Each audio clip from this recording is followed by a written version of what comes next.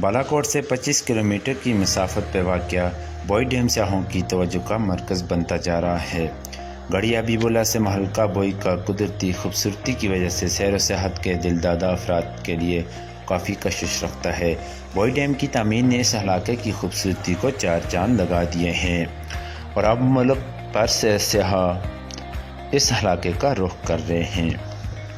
अस्सलाम वालेकुम, मेरा नाम तनवीर अहमद है और मेरा ताल्लुक यूनियन काउंसिल बोई से है। ये दिदिल में ये आप देख सकते हैं, ये बहुत ही खूबसूरत जगह हमने यहाँ पर ये डेवलप की है।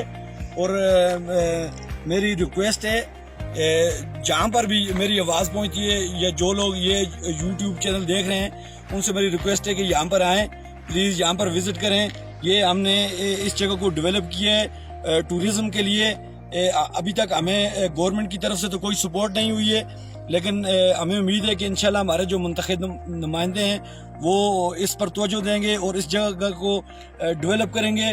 और ये जो आज साफ़ी बिरादरी यहाँ पर आई है, मैं इनका तहे दिल से मशकूर हूँ कि इन्होंने अपना कीमती वक्त निकाल के यहाँ पर ये टूर के लिए आए और इन्होंने यहाँ पर विज़िट किया है और इन्होंने कहा कि ये बहुत ही अच्छी और खूबसूरत जगह है, ये अच्छी जगह डेवलप हो सकती है।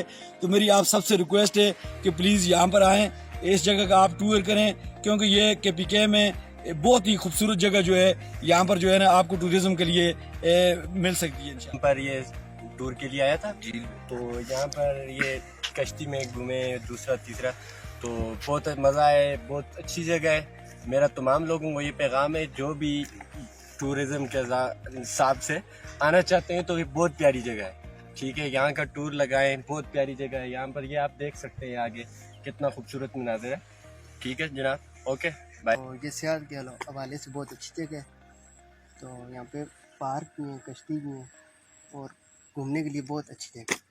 ज़रूरत इस अमल की है कि सियाहों को बढ़ती हुई तादाद को मद्देनज़र रखते हुए बोई डैम तक रसाई आसान बनाने के लिए सड़कों की हालत बेहतर बनाई जाए और दीगर ज़रूरी सहूलियात को भी बंदोबस्त किया जाए।